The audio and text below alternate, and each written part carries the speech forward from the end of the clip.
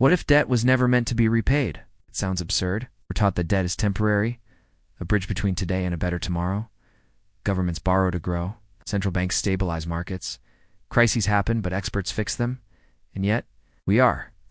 Every major country is deeper in debt than ever before. Crises don't reset the system, they expand it. Emergency measures never disappear. And the institutions that promise stability grow more powerful with every failure. So here's the mystery. If debt is a problem, why does the system that creates it keep winning? And if central banks exist to protect economies, why does their influence increase when economies break? Tonight, we're not asking whether central banks mean to control the world. We're asking something more uncomfortable. How did debt quietly become a permanent mechanism of global control? And why does it seem impossible to escape? Setting the stage money before control to understand this, we have to rewind to a time when money wasn't managed by distant institutions. For most of history, money was tangible. Gold, silver, coins you could weigh. If a king wanted to spend more than he had to tax more or conquer someone else. Power had limits, but limits are inconvenient. In the 17th century, a new idea emerged. Instead of rulers borrowing directly from citizens, they could borrow from banks. And instead of banks lending existing money, they could lend claims on money. This wasn't sold as control, it was sold as efficiency. In 1694, the Bank of England was founded, often cited as the first modern central bank. Its purpose sounded noble: stabilize government finances and fund war without crushing taxes. But here's the twist most people miss. For the first time, governments became permanently indebted to a financial institution that also controlled the money supply. Debt was no longer an emergency tool.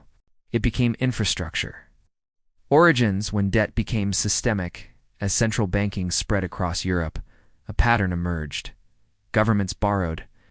Central banks issued currency backed by government debt. Debt created money. Money required more debt to function. This feedback loop changed everything. Before central banks, debt ended when it was repaid. After central banks, debt expanded because the system depended on it. If debt shrank, so did the money supply, triggering recession, unemployment, and collapse. So debt had to grow. By the early 20th century, this model went global. Central banks coordinated. Currencies were linked. After 2 world wars, the final restraint disappeared: gold. When countries abandoned gold-backed money, debt lost its anchor. Money no longer represented stored value. It represented promises, and promises could be extended indefinitely. The rise control without chains. Here's where control becomes invisible. Central banks don't rule with armies. They rule with incentives. Lower interest rates encourage borrowing. Higher rates punish it. Higher economies move based on policy statements measured in fractions of a percent. But the real power lies in timing. When markets boom, debt expands quietly. When markets crash, central banks step in as saviors, cutting rates, injecting liquidity, buying assets. Each rescue increases their role. Each crisis justifies new authority. And crucially, these interventions are framed as temporary. Emergency measures, extraordinary times. But name one that truly ended. Zero interest rates, quantitative easing, asset purchases, bailouts. Temporary solutions became permanent tools. And with every cycle, governments became more dependent, not less. The breaking point: when debt stops being fixable eventually, the math stopped working.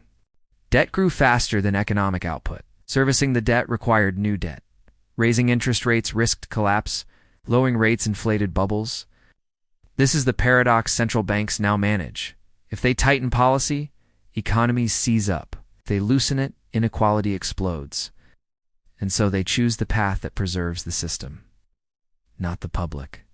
Look at what happens during crises. Financial institutions are stabilized first. Markets are calmed. Asset prices recover. Meanwhile, wages lag, savings erode, and purchasing power declines. This isn't an accident. It's a structural outcome. Debt-based systems reward those closest to money creation and punish those furthest from it. Fallout: the quiet transfer. Here's the part rarely said out loud. Inflation is not just rising prices. It's a transfer of value. When new money is created to manage debt, it enters the economy through banks, governments, and financial markets. Those assets rise first: stocks, real estate, bonds.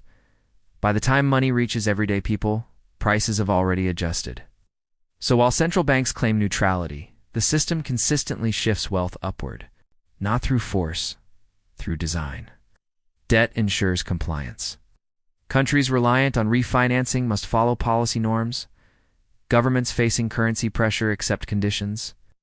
Populations adjust expectations downward. Control doesn't look like oppression. It looks like inevitability. Failed fixes. WHY reforms don't stick over the years. Reformers have proposed solutions. Debt forgiveness, hard money, higher rates. Modern monetary theory. Each promises escape. None change the core structure. Why? Because the system is now self-protecting. Reducing debt threatens the money supply. Odd limits threaten flexibility.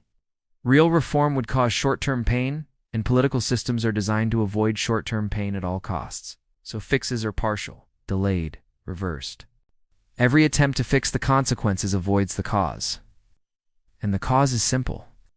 Debt is no longer a tool within the system. System is debt. Modern parallels history, repeating faster today. Global debt exceeds multiples of global GDP.